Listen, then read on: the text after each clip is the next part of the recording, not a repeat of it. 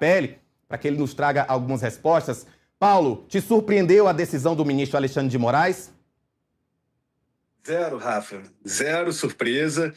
A gente chegou a comentar até aqui no próprio Contexto Metrópolis que era uma decisão esperada por parte do ministro Alexandre de Moraes, na minha avaliação, uma decisão acertada, dado o quadro de saúde do Jair Bolsonaro e também o fato de Flávio Bolsonaro ter visitado pessoalmente Moraes para fazer essa solicitação. Ele teve uma reunião, um encontro com Alexandre de Moraes, e Alexandre de Moraes enxergou esse gesto de Flávio Bolsonaro como um sinal de deferência institucional. A gente lembra que hoje Flávio Bolsonaro é o maior representante político da família Bolsonaro, que tem os direitos ativos, né? Tanto que ele é o pré-candidato à presidência da República escolhido por Jair Bolsonaro. Também teve pedidos de Michele Bolsonaro, que também se encontrou com Alexandre de Moraes. Então, esses dois fatores, a questão de saúde de Bolsonaro, que de fato piorou nos últimos meses, e a deferência que Flávio fez indo até Alexandre de Moraes para fazer essa solicitação. A gente lembra que agora Flávio além de pré-candidato à presidência, também advogado do próprio pai. Esses fatores contribuíram para que Alexandre de Moraes desse essa decisão agora sobre a prisão domiciliar de Bolsonaro, que a gente lembra, como você bem destacou, Rafa, é uma prisão domiciliar temporária, né? Porque ele dá um prazo aí para a recuperação do ex-presidente. Mas o fato é que essa decisão tende a arrefecer a tensão entre o bolsonarismo e o STF. Críticas muito fortes que a gente vinha acompanhando nos últimos meses, nas últimas semanas, atos na Avenida Paulista com críticas muito fortes a Jair Bolsonaro, devem agora ficar em segundo plano. Ainda haverá críticas por parte da direita, que considera que Bolsonaro deveria estar solto e não apenas em prisão domiciliar. Acabei de entrevistar o deputado Nicolas Ferreira, que fez uma declaração nesse sentido, dizendo que Bolsonaro ainda é pouco a prisão domiciliar para Bolsonaro na avaliação de Nicolas Ferreira, mas o fato é que essa decisão de Alexandre de Moraes distensiona um pouco o ambiente entre bolsonaristas e o STF. E é uma decisão para lá de esperada.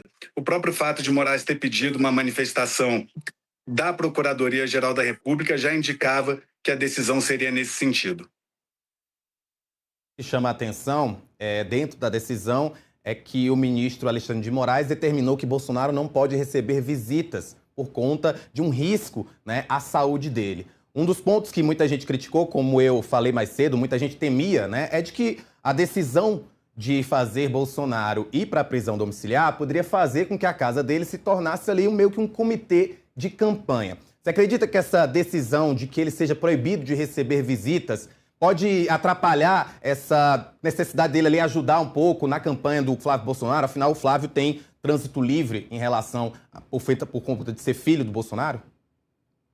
Atrapalha a articulação, mas é uma decisão coerente por parte do ministro Alexandre de Moraes, tendo em vista que a concessão do regime domiciliar ocorreu dada a circunstância de saúde do ex-presidente Jair Bolsonaro.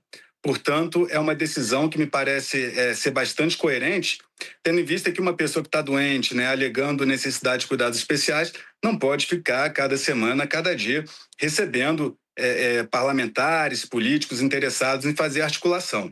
Portanto, me parece uma decisão correta de Alexandre de Moraes no sentido de coesão, né, com o que foi o pedido de Jair Bolsonaro e no âmbito da decisão do ministro do STF. Agora, de fato, atrapalha, Rafa, porque a gente sabe que Bolsonaro no campo do bastidor, a principal liderança, tanto que ele escolheu o Flávio para ser o candidato à presidência da República, e muitos candidatos que também gostariam de fazer uma visita a Bolsonaro para se capitalizar, para sair da reunião dizendo, né, que é o candidato apoiado por Bolsonaro ao governo do Estado, ao Senado Federal, a deputado federal, agora não poderão fazê-lo por esse período aí de 90 dias, que é o período que Moraes concedeu a Bolsonaro na prisão domiciliar para que ele restabeleça a saúde. Mas me parece uma decisão coerente, Rafa.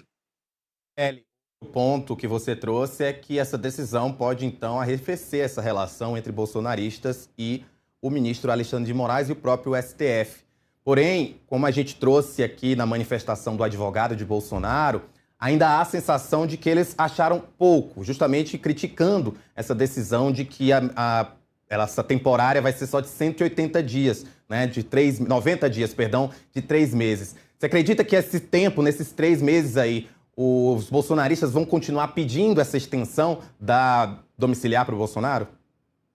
Não tenho a menor dúvida, Rafa, de que haverá esse pedido de extensão, inclusive com o mesmo pretexto de cuidar da saúde de Bolsonaro, tanto que a gente já viu uma prévia disso na própria manifestação do advogado Paulo Cunha Bueno, que você leu agora, Rafa. Ele já disse que a necessidade de cuidados para Jair Bolsonaro é uma necessidade permanente, dado aí o quadro dele, né? A idade, o quadro de saúde dele, a questão da facada que ele tomou nas eleições de 2018. Portanto, o advogado já deu o tom exatamente do que você disse, Rafa. Sem dúvida, esse pedido de extensão da prisão domiciliar será feito. Eu acho que esses 3 meses serão interessantes para a gente observar também em relação à política, né? Porque como é que vai ficar o bolsonarismo nesses 3 meses que depende da caneta de Alexandre de Moraes para manter Bolsonaro numa prisão domiciliar? As críticas tão contundentes de outrora continuarão ou agora vão cessar um pouco, tendo em vista que pode haver um temor de irritar Alexandre de Moraes e ele mandar Bolsonaro de volta para a cadeia, de volta para o presídio, né? Portanto, é um xadrez político. A gente sabe que não apenas é o fator de saúde levado em consideração, mas todo o contexto político, né? A gente lembra que o ministro Alexandre de Moraes já ignorou outros pedidos médicos, né, referentes a condenados e investigados no âmbito do 8 de janeiro. Por exemplo, o Clériston Pereira da Cunha, que morreu na Papuda, mesmo tendo laudos médicos que indicavam a necessidade de ele deixar o presídio, né? Portanto, a gente sabe que toda decisão, sobretudo no STF, ela tem um aspecto jurídico, mas também leva em conta o contexto político. Então vai ser muito interessante de se observar como os bolsonaristas se comportarão de agora em diante, né, com essa decisão do Moraes referente a domiciliar de Bolsonaro. Na entrevista que Nicolas Ferreira me concedeu minutos atrás, que já está lá na coluna Paulo Capelli no Metrópolis, ele evita fazer qualquer crítica a Alexandre de Moraes e diz apenas que espera que essa decisão seja um primeiro passo para a liberdade plena de Bolsonaro, ou seja, para que ele deixe também a prisão domiciliar e restabeleça a liberdade plena. E esse vai ser também um mote da campanha de 2026, da campanha presidencial, porque Flávio vai conceder um indulto a Bolsonaro caso ele, Flávio, se eleja presidente da República. Capelli, eu sei que, obviamente, sabemos que a saúde do ex-presidente Jair Bolsonaro ela é muito frágil, mas, ao mesmo tempo, a gente sabe que ele é um ativo político importantíssimo para as eleições esse ano. E aí eu te pergunto, a Michele Bolsonaro, de acordo com a decisão, ela, por morar na mesma casa, afinal, ela é esposa de Bolsonaro, ela tem trânsito livre. Flávio Bolsonaro, apesar de ser filho, apesar de ser advogado, terá ali algumas restrições. Por que eu estou trazendo essas duas informações? É porque hoje saiu a notícia de que a Michele foi ao encontro de Alexandre de Moraes sozinha, não foi acompanhada de advogados, de outros políticos, e isso parece que irritou alguns apoiadores de Jair Bolsonaro. Você acredita que esse tempo que a Michele vai ter, então, mais próxima do marido, vai ficar o dia inteiro com ele, isso pode aumentar o ativo político dela como Michele Bolsonaro? Eu acho que o ativo político dela já está bem consolidado, Rafa. Eu não acredito que ela vá ampliar o ativo por conta disso, não. Assim, a expectativa é que ela seja a senadora eleita pelo Distrito Federal com ampla margem de votos.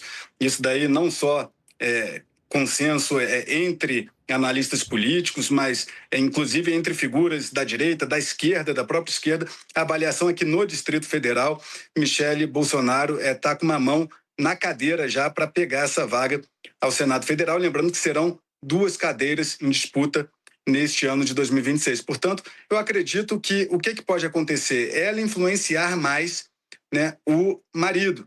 Só que a gente já percebeu que mesmo quando Bolsonaro estava recebendo visitas constantes da Michele no presídio e bem menos dos filhos, né, de Carlos, de Flávio Bolsonaro, ainda assim, Bolsonaro escolheu Flávio para ser o candidato à presidência da República. E Michele nunca se manifestou publicamente sobre o assunto, mas também ela nunca, antes desse anúncio de Jair Bolsonaro pela escolha de Flávio, que foi até uma nota que a gente publicou em primeira mão na coluna, Michele tampouco havia manifestado simpatia pela candidatura de Flávio. Ela ficava ali mais quietinha, esperando o que ia acontecer. E as informações de bastidores é até que Michele Bolsonaro foi surpreendida pela decisão do marido, de Jair Bolsonaro. Então, assim, tem de fato figuras ali na órbita de Bolsonaro que pensam de forma diferente, entre elas a Michele Bolsonaro e os filhos do ex-presidente. Só que não acredito que isso vá ter um impacto muito grande quanto ao capital político da Michele, que já é bastante consolidado. E acredito que, por ser advogado também de Jair Bolsonaro, Flávio continuará tendo um acesso aí mais facilitado do que de outras pessoas. Capelli, vou puxar um pouquinho a sardinha para o seu lado. Eu queria que você explorasse um pouco mais essa fala do Nicolas, que diz, né, que acredita que de fato a decisão é boa, mas que precisa ainda melhorar. O que é que você acha que Nicolas pode fazer agora nesse momento? A gente acabou de dizer que acredita sim que de fato os bolsonaristas vão tentar pedir com que essa domiciliar seja estendida, não seja só temporária. Então como você acha aí, a partir dessa conversa com o Nicolas, como é que ele pode ser ajudar nessa articulação? Ficando quieto em relação às críticas ao STF. O que é difícil, né, tendo em vista que Nicolas é um deputado bastante eloquente e que tem entre suas bandeiras um maior controle de decisões do STF, né, que, segundo ele, invadem a prerrogativa do Congresso Nacional e, de fato, em alguns momentos invade, e também em relação ao impeachment de ministros do STF. Nicolas Ferreira acredita que o senador Davi Alcolumbre deveria já ter pautado o impeachment de ministros do STF, como Flávio Dino e Alexandre de Moraes. E, na minha avaliação, se Nicolas continuar fazendo um discurso muito contundente, pode desagradar a Alexandre de Moraes, e isso pode fazer com que Moraes, ao final desses 3 meses que ele concedeu de prisão domiciliar a Bolsonaro, tome uma decisão no sentido de desagradar mais o bolsonarismo e mandar Bolsonaro de volta para a prisão. Portanto, é por isso que eu falei, Rafa, que é bem interessante ver como o bolsonarismo vai se portar depois dessa decisão de Alexandre de Moraes restabelecendo a prisão domiciliar a Bolsonaro. Agora, na nossa fala, na nossa entrevista, que está na coluna, o deputado Nicolas Ferreira, ele cita também os demais presos do 8 de janeiro. Ou seja, ele diz que tanto Bolsonaro quanto outros condenados pelo 8 de janeiro deveriam estar em liberdade plena, dando tom de que a decisão de Moraes foi boa para Bolsonaro, mas ainda está longe daquilo do que os bolsonaristas querem. Paulo Capelli, muito obrigado pela tua participação aqui no Agora Metrópolis. Lembre aí, pessoal, acessem a coluna do Paulo, trazendo sempre informações a respeito do mundo político. Um forte abraço, gente. Tchau, tchau. Bora continuar.